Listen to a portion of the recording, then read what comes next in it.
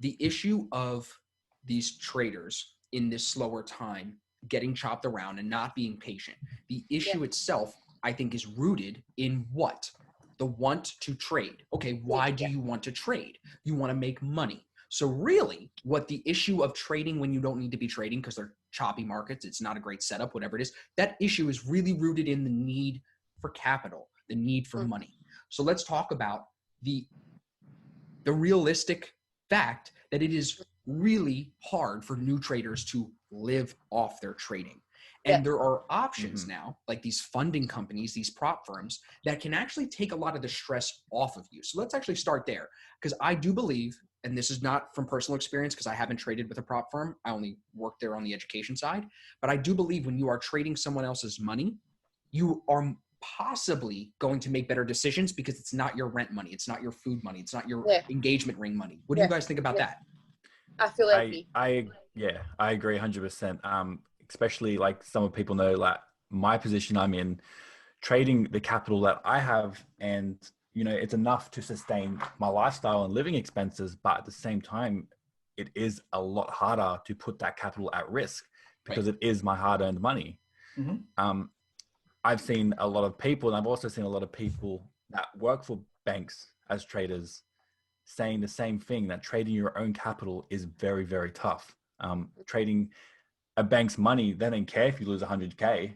Like, that's nothing to them. To a retail trader, that's like, that could be your yearly salary. Exactly. So trading someone else's money definitely takes a lot off that psychological edge and that fear of, you don't want to lose, especially if you have emotional connection to your money. That's why you hear a lot of people say, don't risk money you can't afford to lose. Obviously, I'm happy to lose the capital I have.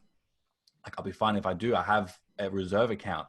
It's not going to affect my life, but at the same time, it still is my hard-earned money. It's still hard-earned money. Like, and especially because I think someone like yourself, it's a little bit different than me, but somewhat, still similar, because we both have made money in other businesses or in investments, and then want to turn that money into trading money. It's like, bro, I worked hard to make that money. It's not like I just went and did a 9 to 5 and clocked in, clocked out. Like, I worked my ass off to make it. Yeah, you sacrificed a lot. Yeah, exactly. I think too, like in this situation, in this current environment of the market where it is a little choppier, at least for the way that we trade, having someone else's money, just knowing that it's there. And this is, we don't endorse any prop firms or anything like that at ASFX, but just having that money, especially with no challenge in the way, like some of these companies offer, and you can be patient and you can actually just say, hey, prove to the prop firm that you can make a certain percentage, and then they're going to give you more, and there's no time, no challenge, none of that crap. And I think that seems like there's potential to capitalize some of these new traders. And I think you see more people successful in the long run if more people maybe went that route, just because if I don't have to take the money that I saved up for the last year and put it in my account and get this rolling, and I know I can just go with one of these prop firms and still have that money that I built, you might trade better. Do you agree, Lindsay? I do, and I think emotions are not coming into play the same. So if it's, say, 100%. These people are coming in, they're trying to turn their accounts in like overnight, weeks, months, because they're just trying to escape their 9-to-5 job, but they're forgetting that they've still got their mortgage to pay, their rent to pay, whatever it is to pay. And if you're sitting at that trading desk with all this weight upon you of, I can't lose this money because if I lose it, I can't pay my rent, whatever it is, you're never making the right trading decision. You're definitely not. Exactly. If you can still have your money coming in from another income or another business investment, whatever it is, and that's paying your bills and that's all ticking over, then you've got this prop firm funded company that you're trading for, then is that not going to make it a wee bit more easier for you and your emotions and your mindset? 100%. And it all. Even if it's not prop firm money, even if it's your own money, and then you still have these other businesses, it's just for like Jerome with his investment properties. If he gets out of an investment property, that doesn't make him cash anymore. So that cash gets moved to hand, and then I need to make that cash work, right, Jerome? Yeah, 100%. Like, so it's a little bit control different. Of it. It's just not passive. Exactly. Yeah.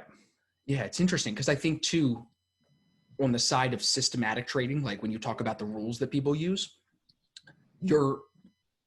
actually, before I go that route, I want to go back to one thing you said, Lindsay. When you describe it, it sounds like the people, and I made the decision, and I'm admitting this now, it's like, what type of ego drives your decisions that you think because you have 3 months saved up, you should stop working, stop doing your other business, whatever career it is, and go all in on trading?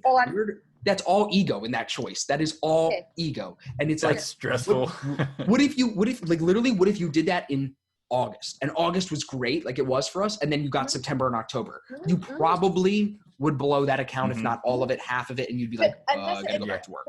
The same thing is, it's coming in when they, with the capital of, I'm going to start trading, I'm going to start this business, I'm going to start it with $500, and I'm going to try and get my risk management on point. You're never going to be able to do it.